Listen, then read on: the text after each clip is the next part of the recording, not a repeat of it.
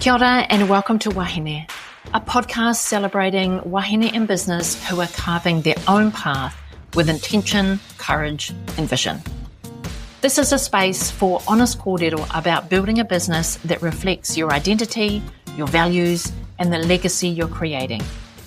I'm your host, Sandra Julian, business coach, mentor and wahine Māori. In each episode, I sit down with wahine entrepreneurs and leaders to explore the real stories behind their success, the lived experiences, the cultural connections, and the bold leadership that shape who they are not only in business, but in life. This isn't hustle culture. This is wahine legacy leadership.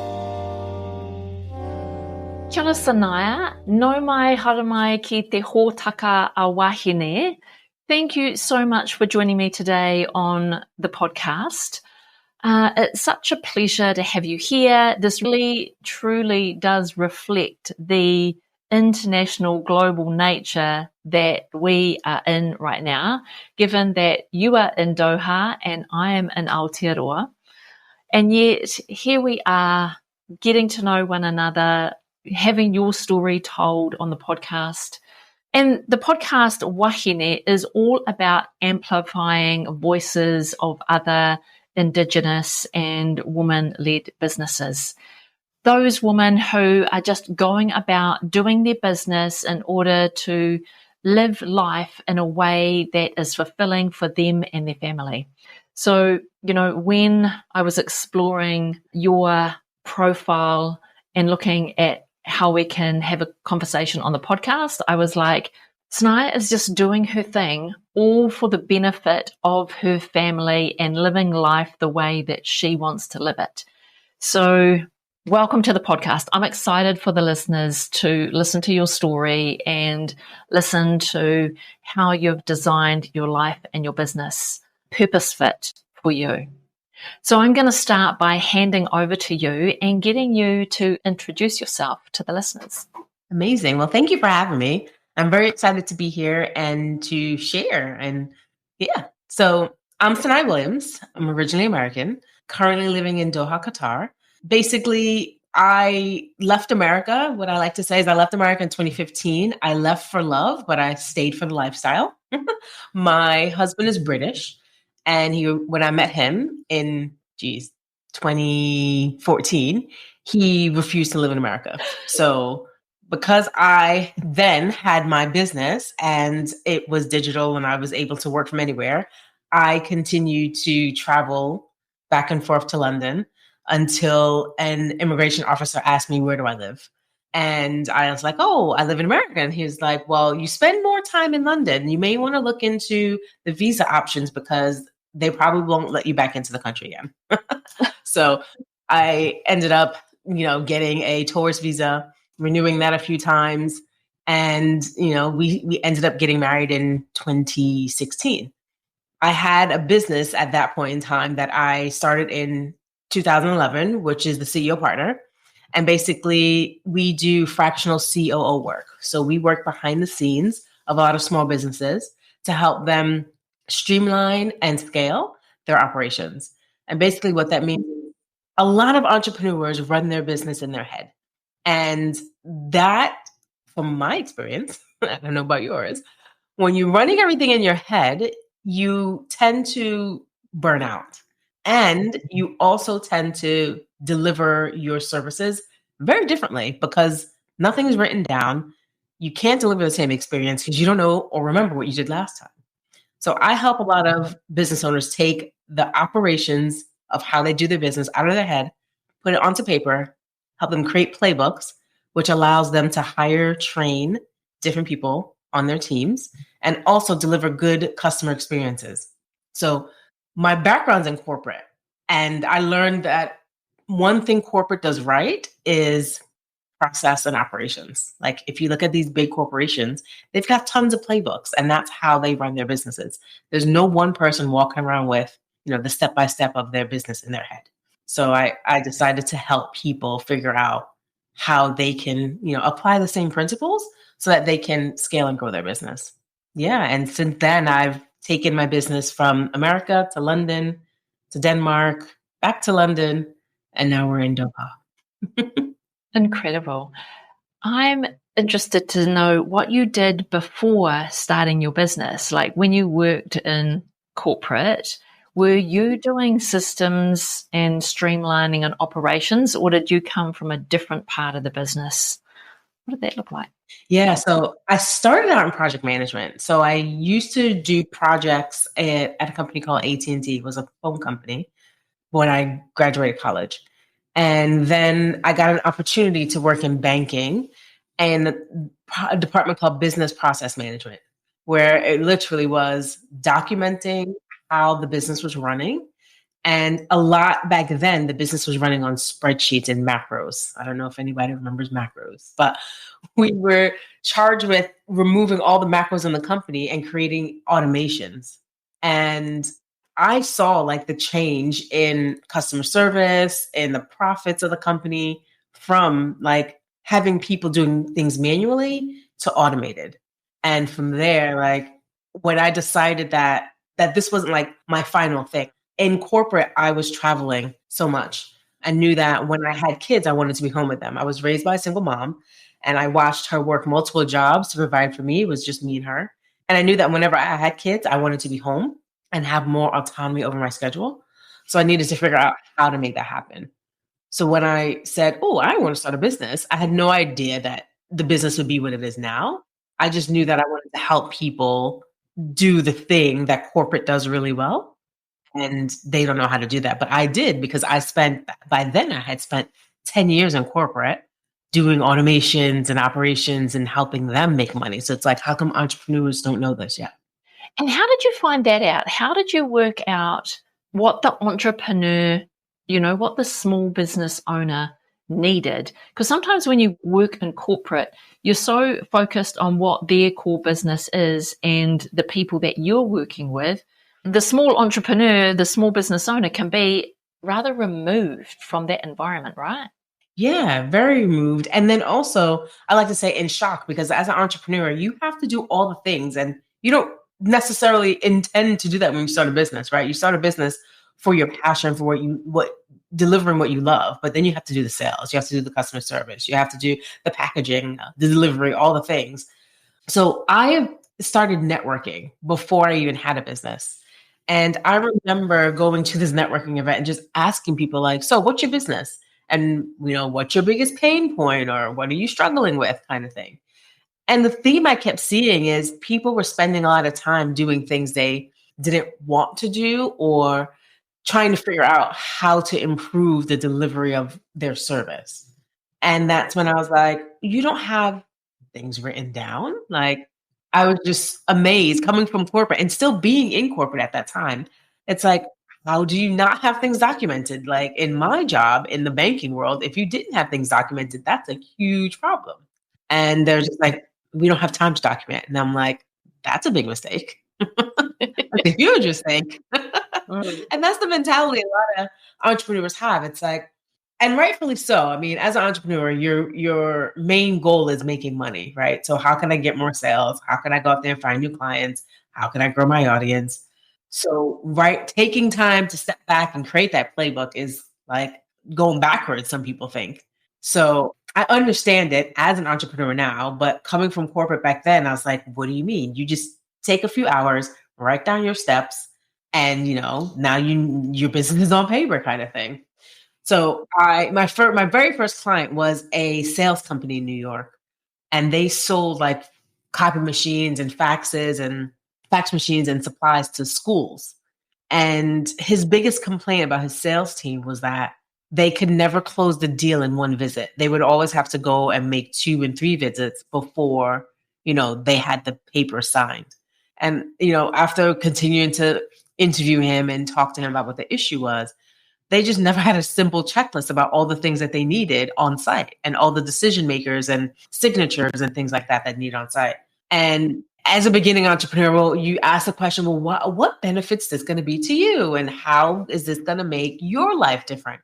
And I mean, he was a guy almost in his late 40s and he had a young son. He wanted to spend more time with his kids and he also wanted to spend Fridays golfing. Now, I'm in my 40s and my husband's in his 40s. And yeah, he loves to golf. Like every weekend he's golfing. So I totally get it now. Back then I didn't get it, but now I get it because Dwayne's always golfing. Yeah, I don't get the sport. But after we got his processes documented, he was only working 4 days a week, and then it's went down to 3 days a week. And he was able to, golf during the day on Friday, pick his son up from school. And for me, that was a win because his sales team was closing deals on like the first, maybe the second visit, but his profits increased and his sales increased. So that proved to me that it's systems. Systems is the answer. Yeah. I mean, I'm with you completely. Systems is the answer to getting a business to operate smoothly and getting a consistent customer experience with happy staff along the way, and they're not second guessing and they're not continually being redirected to how you as the owner want your business run. So I am all about all the systems. But, there's that piece where entrepreneurs, small business owners, it's a job they keep putting off. Now that you've been in your business helping other businesses in this space for a number of years now, do you notice that there is a point in time in a business journey where they can go without systems, but then there's this like point that's the turning point? Either you create your systems and continue to grow and scale, or you carry on without systems and you plateau and nothing gets any better. And nothing, and try and figure out why you're not able to grow. Yeah. So I think there's two kind of breaking points, and it depends on the business owner and I guess the business model as well. So I see that systems have to be in place for businesses when they are, if we want to go with revenue, when they are hitting like six figures and they're wanting to scale and grow. Because sometimes when they hit that revenue point, they're looking to either bring in an assistant or bring in someone to help them with customer service. And you're going to want to have things documented so that person that you're bringing into your team, they have the confidence and are empowered to deliver results for you. And the only way they're going to know what you expect and what you want is if you have your systems documented. I've seen that.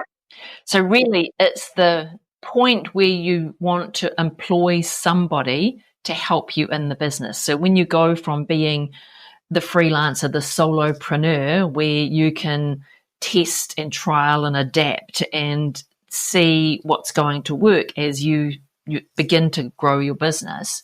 But the point where you get your first staff member on board, regardless of whether that's a salesperson, an admin, a virtual VA, regardless of who that is, that person needs systems. Yeah, that person needs to know what they're doing. And also, as the business owner, if you have your systems documented, you're able to know what skill you want to hire for, right? So, and it depends on your strengths, right? So if you're strong at something, I would keep that. If you're great at, so for me, I'm good at the operational piece. I didn't hire anyone to run my operations until well into multi six figures because I kept that close because I was good at it. And I outsourced the other parts of the business that took me longer or was more frustrating for me. So that's when I say when it depends on the business owner, I guess, which part of your business you want to systematize and outsource versus just a lot of people say, I'm going to hire a VA. That's great. But if you're good at that stuff, I would keep that close and outsource the other things because it'll help you grow faster. I agree with you there because there's a lot of rhetoric out in the online space around your first hire should be a VA. And I'm like, I don't necessarily believe that. I believe that you should be hiring for where your weakness is as the business owner. So if you need someone to move into a sales and marketing role to help generate the leads, and that's not your strong point as the owner, do that first. Yeah. Hold on to your admin things and just do those, on the quiet, but hire for where your weakness as the entrepreneur is. So I love that you brought that up. Can we talk about your business model and of all of the business models we get to choose from these days. What does your business model look like, and how has that changed over the years? Yeah. So today, my business model is an agency, and it's been that way for quite a long time. I went from freelancer straight into agency. And agency, because I've got project managers, I've got tech people that do our system implementation work for our clients, and we also have some developers. So we have digital products as well, and most of our work is done for you. Yep. And yeah, so I have an agency business model. We work in pods. So there's a project manager, there's a tech person, and then the developers float. And each of my pods have a certain number of projects. So for me, I'll know when I need to expand based on the capacity of the pods and the projects I have. And then we have, for lead generation, we do everything. I've grown the business by referrals since I've started. I mean, geez, my very first way of getting referrals, I was in a mastermind, and I had done some systems work for two of the ladies in my mastermind, with the understanding that at the end of our project, we would have, back then it was a Google Meet. No, I forget what it's called, but it wasn't Zoom. Maybe Skype back then. It was way back when. But basically, I would have these sessions quarterly with past clients, and they would promote it to their list. And on this session, I would talk to them about what their business was like before working with us, what it was like working with us, and what's their business like now. And from there, I was able to, because they promoted it to their list, so that whole know, like, and trust factor was high, I was able to I would guarantee every quarter a good 2 or 3 projects from clients' lists. And I would have 2 clients on, so at the same time. So, we'd had different stories, but they all would share how our work was and how it's changed their business. Because I've always found it hard for people to understand, from me, the impact of having systems in their business or good operations. So hearing it from somebody else, that always helped. So that was one way of us generating leads.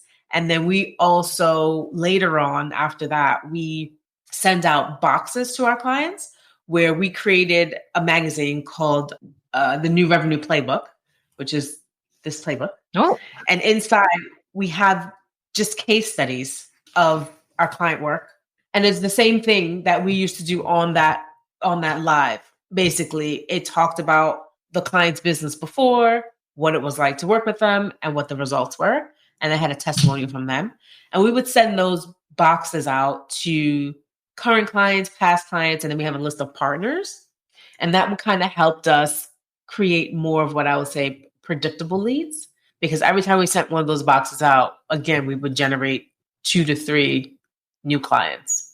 And then in addition to the boxes and the meeting, the live sessions, we had an email campaign that went out every quarter.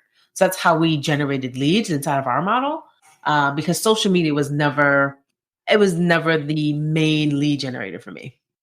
And do you find, working in an agency model, there is a level of know, like, and trust factor that has to be quite high in that agency model? It's not so much of a let me test and see how it goes, because you are in that business so deep. They want to make sure that they make the right decision from the get-go. Yeah, definitely. And because we're going like under the cover of people's businesses, and some people's back ends are very messy and it's embarrassing, and they don't want to just let anybody in there. So there has to be a high know, like, and trust. And yeah, because it's coming from someone that's worked with us and someone that they trust, it's been a lot easier to close clients that way. So yeah, I think that is a good point. So can we talk about the monthly live? So these are literally live testimonials that are happening in conversation live on social media. Have I got that right? Yeah. So back then, and I forget it, I forget what it was called, but Google used to allow you to do these sessions. Now it's Google Meet, but these allow you to do these sessions, and it would go onto YouTube. Like the recording will go to YouTube. But we would invite people's lists to them. And, they would ask questions. I would interview the people, my clients that were on, so they can share their story. And from there, we had our follow-up emails. I wrote nurture emails for my clients to send out to get people to opt in. Those people to opt in, they'd be opting into my list. So then I'd have them to nurture them into a sale. Love that. So there was a lead capturing point in that piece as well, yes, where you were tapping into people who were on email lists or on customer lists of your clients. Yeah. That was a smart move. Yeah. So when I did, and then this was in the very beginning when I did the work at a lower cost with this as a, part of the package. Like, I'll do this for you at a low cost, but I would love at the end of our project to be able to interview you to your list. Like, I'll provide you all the assets, everything else, so that, they can help me get more clients.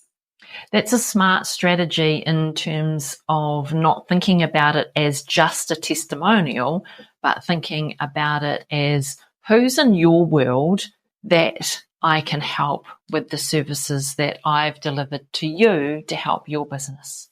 Exactly. Yeah. And then also I feel like because of the know, like, and trust factor coming from that person, it helped us grow as well. So in addition to those monthly lives with a client, how did you then work out a physical product that would then get sent out? Like, where did that come into your playbook in terms of helping you generate referrals and thinking about, as a digital service-based business, now you've got a physical product, physical magazine that you're sending out. How did you land on that as a strategy? Yeah. So I actually remember this was right after, or maybe it was in 2021. So after COVID. And I was sitting in my office in Copenhagen and trying to figure out, like, how we can get in front of new people, how we can, generate new leads. And I knew people were tired of the Zoom fatigue back then, because everyone was on Zoom and, people weren't connecting as much in person. And I figured, like, snail mail, like, we haven't done or mailed, like, we used to mail out Christmas cards, but other than that, like, we never mailed anything. And I remember being on an accountability call and being like, wouldn't it be nice to just get something in the mail that's not a bill? Something that's, and we also send out these, it's just a notebook, and the first couple pages are branded. And it's like, people love a good notebook. Mm-hmm. So why not? And so I just tried it. I literally, we had some case studies. We put them together. I found a design company in London, and they designed the magazine. We found a printer. The printer was actually Danish. The printer was local to where I was in Copenhagen. They printed it. I remember them bringing me the proof to the office. Like, they were as excited about it as I were, like, something physical in the mail. So yeah. And I think I got 5 new clients from the first one, and they were referrals except for one. One was a past client that came back to work with us. So you sent them to past clients, sent them to the leads that you'd collected from doing the lives, and you'd built like a distribution or an email list or a prospect list, if you want to call it that as well. There is a decision of, like, cost that goes into physically producing something. So what was your thinking behind that decision when it was going to definitely cost you to do a payment run without really knowing whether it was going to pay off or not? Right. It was a risk. Definitely was a risk. But I knew that if we got one client, it would pay for itself. Right. Because the cost, it didn't cost a ton. I want to say this print run probably costed me less than $2,000. Right. Actually, no, I take that back, because if we include the design for the magazine, it was probably around $3,500. Right. Around $3,500. So I knew that if I got 1 to 2 clients, it would pay for itself. But also, we have profit margin in all of our projects for marketing. right? And in our business, there's profit to marketing. So I took the marketing budget that we had for that quarter and put it towards this. Right. So because we weren't like marketing back then changed because I used to do a lot of speaking and traveling and things like that. But this was right after COVID. So there weren't a lot of events to be going to speak to. So I wasn't doing a lot of traveling. So I had the budget there and I was like, let's try something different. Let's try something new. And also, I want to say ordered these books first and I was sending out these books for Christmas time as well. Okay. Because I remember sending out the books and a pen and some business cards. And then I added in the magazine with the case studies. And the books only went out to clients. Because I remember having clients come back saying, "Oh, can I pay for one of those books?" And I was like, "Oh no, I'll just send it to you." Like it's a money making for new clients, but it wasn't like, "Oh, I'm going to charge you for a notebook" situation. Yeah. Yeah. Great. And it paid off. It worked. It did. But I really want to dive into this idea of referrals is not a reliable, predictable way that you should be building your business. You know, there's a lot of rhetoric out in the, marketing sphere at the moment that if you don't have a marketing strategy that is built on generating X amount of leads and having a way to turn them into clients that is not relying on referrals, that's the only predictable way to grow your business. And yet here you are, very successful in an agency model, growing your business relying on referrals only. Yes. Referrals are my main thing. However, now that I've gotten back into speaking, that also helps as well. But referrals has been the main, like 80% of our clients come from referrals. And it's not something, so in the beginning, I used to struggle with referrals being the only thing because they're unpredictable. So I remember having a business coach that's like, "Oh, what are your goals?" And I'm like, "I can't create goals because I don't know when I'm going to get clients. Like, that doesn't make any sense. How could I do that?" And she had to change my thinking around how can I create a system to predict my referrals. And that's when I started to test and play with, communication and emails and like trying to hit different targets around people who would refer me. So we have an email campaign that goes out every quarter to the same people that get this magazine and, partner box. So it's a magazine, it's a notebook, it's a pen, and it's business cards. And there's an email campaign that goes out along with that every quarter. These boxes go out probably, there was one year where we sent out 3 in a year. Now we probably do 2 a year. But I also have time on my calendar every Friday where I'm connecting with clients, past clients, like that same list. And it's just, I don't connect with every one of them every week. I go through and I'm, reaching out, seeing what they're doing on social, seeing what's happening in their life, like being intentional about relationships. Because the one thing I've realized about referrals is you're going to refer to people that are top of your mind. Yeah. So that's why we want to be consistent with emails. We're going to have consistent touch points. And I think those things have helped me build great relationships so that I consistently get referred. So yeah, so basically what my time looks like at the end of the week is me having a list of people and I'm going through and I might, look at them on social, comments something, might send emails to someone saying, "Hey, how's it going? Let's have a coffee chat," and just, continuously keep touch points with people that have either referred me in the past or we've worked together in the past, or, we might have the same type of clients and things like that. And then also doing another thing that I started doing that really works with referrals is like partner webinars. So I might host someone that has the same type of client, but they may not deliver the same service, but they have the same type of clients. And I'll host them to my list and they'll host me to their list. That also works as well. So just having different activities and testing and seeing what really works in terms of conversion for you. Yeah. I love the partner webinars because, again, it's still referrals because you're referring to each other and being of service to your clients by introducing them to another trusted service provider in your network so that no like and trust is being transferred at that point. So I would never have thought of that as being a referral strategy, but that's exactly what that is. Yeah. Yeah.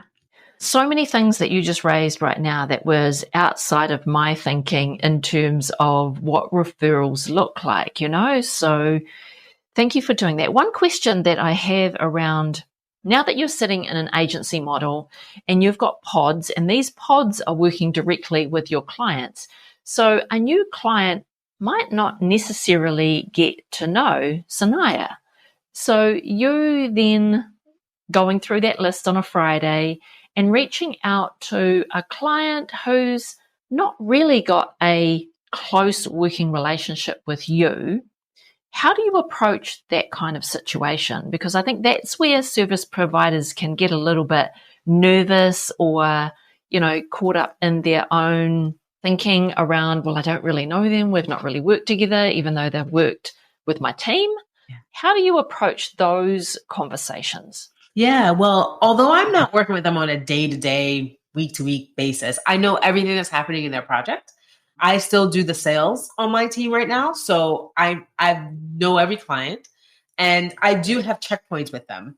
So I'm not on all the project meetings, but we have quarterly check-ins. Like we have clients that either do a quarterly project or we have clients that, have signed on with us annually. And the annual ones, I do quarterly check-ins with them.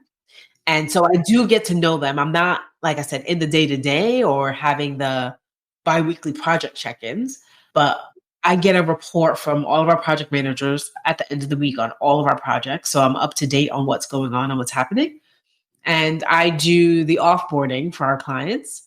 So I know, and I'm having that, closing call with them. So I know how they enjoy the work, what we can improve on, asking those questions from them. So I think, and I made this mistake as well. I think that a lot of people that run agencies think that, great, you get the clients, they take it, I don't have to do anything with them. I like to have that hands-on feel. And I think my clients enjoy that as well, to know that I'm still involved. I remember a few years ago when I was like, I had that mindset of, I don't want to be involved in every project. And I don't want to be involved in the day-to-day of every project, but I have oversight of every project because it is my agency. And while we have the processes and systems in place, there's still a level of quality and control that's needed. And although I could hire someone else to do that, I like to be the one to do that. Like, I think that's what's helped the business have the position in the market that it does have. And it's helped us continue to grow with ease. Like, yeah, I couldn't see it another way. But I think I did make that mistake of, the project manager will do it, or I did hire an account manager at one time to take that on. And it just wasn't the same. Like I noticed a drop off in either renewals or us getting new clients. So that's when I was like, yeah, that's not how I want the business to run. So I took that back. I took that role back. Nice. What's that going to look like for you as you continue to grow your agency? Or have you decided that business is a certain size for your lifestyle that you want to enjoy? Because there's a point in business where you can enjoy your business, and I think there's almost a sweet spot for every business owner as to where their business gets to. This is interesting because I used to always think I wanted a big agency because at some point in time I wanted to sell it. And it's like, that'd be nice, but then what am I going to do? What's next? So yeah, I like the boutique agency. Right now, I don't have the vision of selling. We have between 12 and 15 projects at a time. And that's our sweet spot. That works well for us. And I think for now, that's where I don't foresee us having another pod. I foresee that being it because the team is manageable and our processes work. It's like clockwork right now. Everything works really smoothly, really well. And I don't want to break it. I don't want to break that right now. But I will say, I can see us bringing in other product lines. So for example, one of the things I'm thinking about is creating a training. So the company is called the CEO Partner. And I've always been told in the past, like, your real product is your agency. And I was like, is it? When you're in it, you don't see that. And so I had other people saying, how have you done this? Or like training other people, like CEO partners. And I was like, oh, that's a great idea. I've heard this for years and never took it on until this year. And so, the sweet spot for the agency is 12 to 50 clients, the pods that we have, the 3 pods that we have. And I think in order for growth, it's going to be bringing in or thinking of taking on other revenue lines that are more leveraged. I don't want to say this word, passive, but they don't have the same level of hours needed to deliver from a person to get that exactly revenue coming. Exactly. It'll be more leveraged, more so it's not all done for you work. Like we have digital products, but again, I don't push them. I mean, that could also be it too. I don't push them as much as we do the done for you work. Yeah. We also have like smaller 90-day projects. Again, I don't push that as well because for me, longer term committed work, better for the bottom line, better for, our team to execute on. And but definitely more leverage, more passive, as you say, work. Leverage is the good word. That's a great word. I like that. Do you think, this having a referral system and having a business that can rely on referrals is only suited to a certain business model? So the agency, when you're an agency model, you need less clients through the door in order to make you profitable. And when they are less clients on a longer term basis, then referrals are great. Yeah. And you could live off those all day, every day, having a system in place. Do you think referrals are suited towards that type of business model more than others? I don't think so. I think referrals can be used for any business. I just think if you have a more of high quantity business model where you want to have a lot of people, referrals can't be your only source. You have to have other ways of getting them in. Or maybe if referrals are it, you double down on the ways that you get referrals, right? So we send out these boxes 2 to 3 times a year. Maybe you send them out more. Maybe you have monthly webinars instead of quarterly webinars, right? Maybe you have more, your partner list or your connection list is longer. So I only do connections once a week. Maybe you might have to do them 2 and 3 times a week. If referrals are going to be your only thing, but if you have a more of a high volume model, referrals can't be your only source. You probably want to do some ads, speaking, things like that. Yeah, more cold traffic. Yeah. Strategies. Amazing. Given that you've been in business since 2011, what's the one thing that you're most proud of that you've achieved in that time? I would say the fact that I've been able to move 3 different countries, still have the business, and also still be present with my children. So I have 2 young daughters. Right now they are 7 and about to be 9. She will not let me forget that she's about to be 9. And I'm present with them. I take them to school, I pick them up, we spend weekends together. Yeah. The fact that I'm able to do that and still run a business is one of the things I'm proud of. And also, because they're girls, they're able to see that not only daddy goes to work, and it's also like, because I work from home, there was one day where the girls were like, "Oh, Mama, what are you going to do today?" And I'm like, "I'm going to work." Because they would ask their dad, "What are you doing today?" "You're going to work. Have a good day at work," because they see him leave the house. So the fact that now that they understand that daddy's not the only one that, can go to work and can do things, I think for me, that's also one of my greatest things, because I'm showing them that they can actually do what they want as well. It doesn't have to be, only daddy. Yeah, that's beautiful. Let's talk about creating a business, running a business, and living an expat life. First of all, going from America to London constantly and being back and forth, and then living in Europe, and then now living in Qatar. I get the first part of that journey, right? Is okay, I've fallen in love in London and now I'm back and forth until I make a decision of where I really need to be. But you could have settled in London. Yeah. But you've decided to then go live in Europe for a bit and then head to Qatar. Yeah. What was beneath, those decisions, especially you've also got 2 young girls, and it really defeats, goes against the grain of what growing a business, growing a family has looked like. When we were growing up, it was definitely a whole different picture.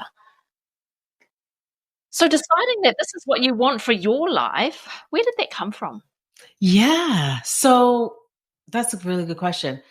So our moves have been driven by my husband's career. Right. He's in banking, he's in finance. So when we first got together, he'd never lived outside of London. He traveled, he's traveled and been all over, but he's never lived abroad. So after we had our first daughter, he's like, I really want to work abroad. And in my head, I'm like, okay, where shall we go? And he got an offer in Copenhagen. And I'd never been to Copenhagen. Copenhagen was never even on my, wish list to travel to. But it was a 2-hour flight away. And in my head, I was like, this is not abroad. This is like 2 hours away. 2 hours away. Coming from America, abroad, it's like, I'm thinking like we're going to Doha or something like that. But it was one of the best moves for us. Copenhagen was a great city to live with little kids. I had my second daughter in Copenhagen, and it was the best birth experience. And it was great for business as well. I was able to learn how Europeans buy. We had this conversation earlier.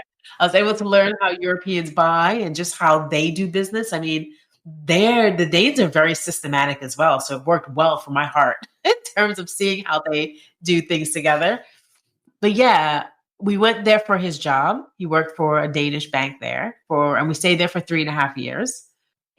I would say it helped us as a family get stronger. Like we had young kids. We were just, freshly, it was our first year of marriage and it was just us. We went off and went to this new country, new marriage, new baby, but it all worked out. We're still here 9 years later.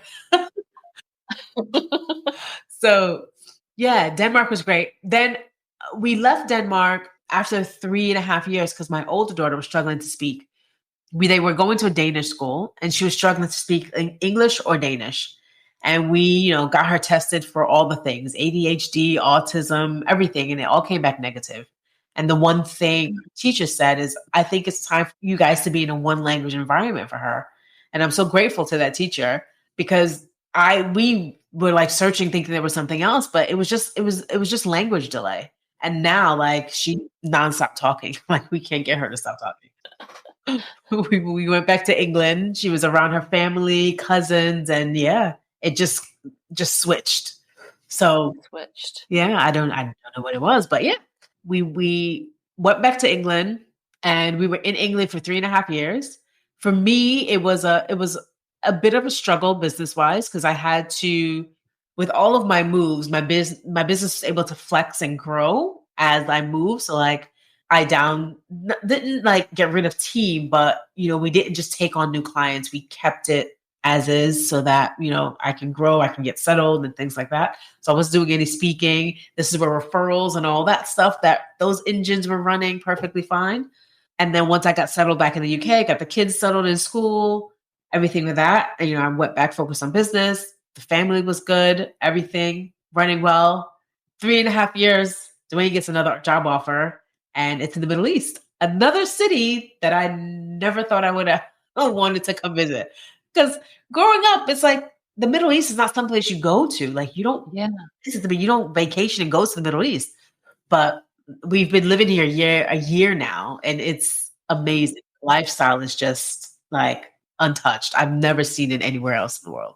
My kids, I'm just grateful that they have the opportunity to experience these different cultures. And I mean, last week, Tuesday or Wednesday, I remember texting my husband after coming from coffee with some of the moms at school. And I was like, wow, I just had coffee at a completely global table. I was sitting at a table. I'm American, someone from England, someone from Singapore, Kazakhstan, and China. And I'm just like, this is amazing. Like, where in the world do you get to meet people from literally all over the world and just have simple conversation? It was just so great. So yeah, that's been, my moves all over the world. And because of this, and because of the recent election in America, I started a brand called Your Expat Life. And that's also helped me just show people what life can be like outside of America. And I think, to go to what we were talking about before, I think what's happened is you only know what you know. Like, you only know what you grew up with. You only know what is around you and surrounds you, and you don't know what the possibilities are. Yeah. And I feel like I'm grateful to have had the opportunity to live in 3 different countries. And I want to show other people that you can have a different life, like lifestyle. There's so many different lifestyles out there, so many different cultures to explore out there. And yes, I started this new brand called Your Expat Life because what else do you do? You have an entrepreneurial spirit, and you just see a gap and you fill it. It's how the entrepreneurial brain works. Yes. And so this new brand, this Expat Life, this is for Americans who are thinking about it or have not even had a thought about it, but maybe a little bit curious. Yeah, they're curious. They're curious about what life is like outside of America. And it's interesting because I did a survey of the audience, and a lot of them want to move abroad, but they don't know where to start, or they don't know what's possible. So I've started interviewing just expats all over the world. And a few of our most recent interviews have been for people living in Portugal. And it's just been like, even for me, like hearing their stories, I'm like, oh, maybe I need to live in Portugal. It just sounds lovely. But I just want to be able to show people what life can be like and what the different lives people are living all over the world. I think people just need to be exposed. Like, you don't know what's possible until you see it. What has been the most challenging piece around moving to a different country? For me, it's been the restarting and the finding of community. So I'm an introvert. Don't know if you can tell, but so my audience for the business is in America. And the further we move away, there's the a thing about time difference, time zones. That's always like taking me some time to get used to. My team, they're American based and in the UK. So it's just taking some adjustments. Now, I've built the muscle, so I'm able to do that fairly quickly on the business side. But restarting with young kids over and over again, this is our third or fourth time. And so we're able to do it. Like, I'm grateful that the family has built that muscle. We're flexible, we're adaptable, but it is a skill that we have to, you have to grow. And been a challenge in terms of getting the kids into school, getting them adjusted. Like, this year we started them into a new school in Doha from the school that we started last year, just because the school that they were in didn't meet our expectations. But I wouldn't change it. Like, I think the mindset we have as a family, we'll try it. If it doesn't work, we can always go back. Like, things can always go back. Things can always change. Nothing is permanent. And I think that's one mindset that I'm raising my kids with. It's helping them in their confidence. Like, it doesn't always have to stay that way. Things can always change. So yeah. That's been a challenge, but it's been a challenge that we've overcome. I'm interested to know, as you've moved around and your business has moved with you, has your customer base remained the same? So you've got a team in America, a team in the UK. Do you have clients in America and then clients in the UK? Or did you expand that to Denmark when you were in Copenhagen? Have you extended it to more Middle East now that you're in Qatar? Yeah. So our client base is about 75% American. I had clients in Denmark. I've had clients in Ireland and the UK. We haven't had clients in the Middle East yet. Still testing the waters there to see how to kind of break into that. But majority of our client base is in America. And I think that's just because of where my referral sources are, where my community is, but also because Americans do buy differently compared to the rest of the world. Right. Like, that's fascinating to see the different buying behaviors between what you're used to in America and then UK, I would say a little bit more conservative, a little bit more standoffish to begin with. Yeah. And they just take a longer time to buy. And we talked about know, like, and trust. They need a higher level of know, like, and trust before they actually convert. So I can look at the touch points we've had with our American clients, and it also depends on how we've met them, right? So if we've met someone at an event and I've been speaking, that know, like, and trust, it starts off higher versus someone that's come off of a webinar. So if I've had a webinar with someone in America, they might buy in, a 90-day time frame. If I've had someone that's converted, that's been a client in the UK, it may take 6 to 9 months for them to convert. This has we've got, different funnels and touch points and stuff in the back end, but it's just a longer buy-in cycle to get them to convert, know, like, trust, believe in the results. And I mean, our email campaigns are sending out case studies. We send out videos. So we're showing them the work that we do and they can see the before, the after and all the things. But I think it's just their buying behaviors are different across the world. Do you think it's a mindset thing where they don't believe their business is ready for that yet, or that's not a service for my business, or is it a financial, like, I'm not ready to commit and part with that money yet? Does there seem to be some pattern between the buying and the mindset? Yeah, I do. I think so. I do think that you have to be, like, for the type of work that we're doing, you have to be ready for it. Like, you have to want to lay it all out on the table so that we can fix it and we can see what's working, what's not working, and get things documented for you and creating those playbooks. Because if you're not ready for it, it's an investment. Like, it's not a cheap thing. I mean, we do have some lower end products where, like, we'll come in and set up your funnels and set up your systems and stuff like that, or your automations, versus us coming in and documenting your whole back office and creating playbooks for your team. Like, there's two different extremes. So yeah, I think you have to be ready for it. You have to be ready to lay it all out there so that we can kind of see what's broken and where to plug the gaps so that the business can be optimized. Amazing. Over this journey, in the last few years since you started, many countries, marriage, kids, and still running a business, how has your leadership evolved over that time? Yeah, I think I've become a better leader. I think I've always heard your business is only going to grow as far as you can grow as an individual. And so I've taken that seriously in terms of growing myself. Like, I'm in therapy. I've got coaches, business coaches kind of help me, think about what's next and what what I need to work on and fix.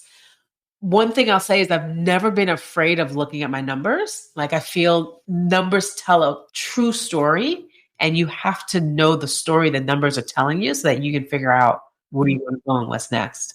But leadership wise, I feel like I'm definitely more of a hands-off leader. Like, I want my team to come to me and basically say, hey, this is what I'm seeing, but also this is what I see we can do. I've kind of trained my team to come to me with the problem and the solution. And I think that culture has definitely helped me grow in the business, because then I can focus on helping grow the business instead of also fixing, like, the small day-to-day things, because I truly empower my team to own their role and own what they're doing with clients. Like, I back my team in every decision that they're making because I hire for my weaknesses. So I know that they're stronger in what they're doing than me. Yeah. I love that. I subscribe to that belief that your business will only grow as much as you as the individual owner grow. So if you are not growing as a person and as a business leader and a business owner, then your business also isn't going to grow either. So I definitely subscribe to that line of belief. Any rituals, routines, practices that keep you grounded in your values and connected to your bigger vision of what you want for your business and your life? I would say I'm definitely a planner. So I like to look at what's coming ahead. So like I plan quarterly. Now I've got like annual goals, but I need to know what's happening every quarter so that, I can lead the team in the right direction. But also for myself, I like to take time away. And that's like time away from everything. So like I go on a quarterly like weekend away so that I can just kind of like decompress, think about, what I'm doing, what's next in the business. And I started this when I was in Copenhagen, and it was my husband's idea. He would he would send me, and it wouldn't be far. It would literally be probably 20 minutes from the house to a hotel just for a weekend. And as a new mom, when I first did it, I was like, oh, I needed this.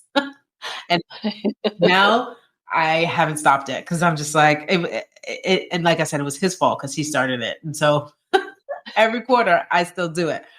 And now he started doing it as well. Like he went away, I think for the first time in September for a weekend. So yeah, I think that having that practice has definitely helped as well. And like, just like for myself, business wise, that's planning. And yeah, we do quarterly like business reviews, and I do that with the team because I want them to have an insight to see what's working, what's not working, and have feedback as well.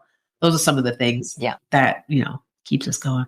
I resonate with that a lot because when I was running my agency, so I had a business event agency, I would involve the team in our annual planning and in our quarterly planning and get their input. I always had an idea of where I wanted to go and where I thought I needed to go, but having the team input into that, sometimes it stops you and you think twice and then you slightly adjust because now you've got diversity of thought coming into how things are happening. Yeah, and it's just it's got such a great process, and it makes you as the business owner not feel like that you are just the only light leading the way. Yeah, exactly. Yeah, because one, I feel like the employees or my team is very invested in, the company as well. Like having their input is it's great because then I'm not doing all of this in a silo in my own little bubble. Yeah. So agreed. So as you move forward with your business, what does legacy look like for you? I think it really kind of goes back to my daughters, really. Like the legacy I want to leave is having them really be able to know that they're capable of doing anything. Yeah. I mean, there was one point where I was like, will they want to take over the business? I don't know. But I don't want to make that be like, the thing. I want them to be able to know that they're capable of creating something and really doing what they want and having the confidence to just even try. That's beautiful. Raising confident, strong human beings to go out in the world and realize their every dream. Yes, exactly. So good. So good. Well, also, I'll say that because I saw my mom as a single parent. She didn't go after her dream until after I graduated college. So she went into accounting because that's where she would make money. But she really wanted to be a chef. And she didn't go to chef school until like she finished putting me through college and doing all those things. And it's like she put her dream on the back burner. I didn't want to do that for myself, and I definitely don't want my kids to have that option. Yeah. But that's also a story to admire, right? Is that any stage in life, you can decide to do something different. Yes, that's true. Yeah. So you can go from being a numbers accountant person to being a creative in the kitchen with food. It doesn't have to be the choice of career or the choice of business, and that's your only path in life. Yeah. So that's such a beautiful story as well. And then, your girls are going to see that in their grandmother and say, wow, she's very inspirational as well. Yeah, that's very true. Sonaya, thank you so much for being here today. We've touched on lots of things, deep dived into business, life, really, the world is just an amazing place to be when we begin to explore the possibilities. So I appreciate that you've opened your life to us completely on the podcast today, shared the challenges, shared your reasons why you want to do it. And before we wrap up today, there is a question that got left from the previous guest. So this is how I'm connecting all of these lovely women that I have on the podcast from all over the world into like a common thread. They don't know who they are leaving their question for, but this is the question that potentially they had for themselves. So the question that got left for you is, what's a piece of advice you wish you had given to you by somebody else when you started your business journey? I think I wish someone told me to follow my own instincts, that, I know the true answer instead of looking for it from somebody else or outside. Yeah, because I feel like I've had a ton of ideas, but I've had other people tell me no, or no one's going to want that, no one's going to do that. But I should have followed my own instincts and trusted myself. Yeah. Yeah, we all have a really strong guiding light, and we just need to find the confidence in ourselves to follow that light. Yeah, exactly. What a great piece of advice. I mean, if we fail, then that's on us. Yeah. But at least we followed our own light. At least we followed our own idea. Exactly. Yeah, such a great piece of advice. Again, thank you so much for joining me on the podcast today. I've really enjoyed getting a little bit of glimpse into your business, into your life. Enjoy the rest of your time in Qatar. How long do you think you'll be there for? I don't know. The theme seems to be about 3 years, so we'll see. We didn't put an end date on it, so maybe here 3 years, maybe here 5 years. That's fun. That's just seeing how life rolls for you and what might unfold as you continue to enjoy one day at a time. Yeah. Thank you. So beautiful. Thank you again for being here, for sharing everything. I am sure there is going to be lots to take away for the listeners from this episode. So I very much appreciate you. Thank you. Thank you so much for listening to Wahine. If today's kōrero resonated with you, inspired you, or made you stop and think, I'd love for you to follow the show and share it with another wahine in business. You'll find all of the links and details from this episode in the show notes. And if you're enjoying the podcast, I would really love it if you could leave a quick rating or review wherever you're listening to the podcast, because that goes a long way to helping others find this podcast and the stories we're sharing in this space. So until next time, keep building your business your way, grounded in who you are and the legacy you're here to create. The podcast music is Te Kawa Orongo by Naneko Erawata. The episode is edited by LJS Creative Services, and the show notes and blog post are written by Bellbird Writing.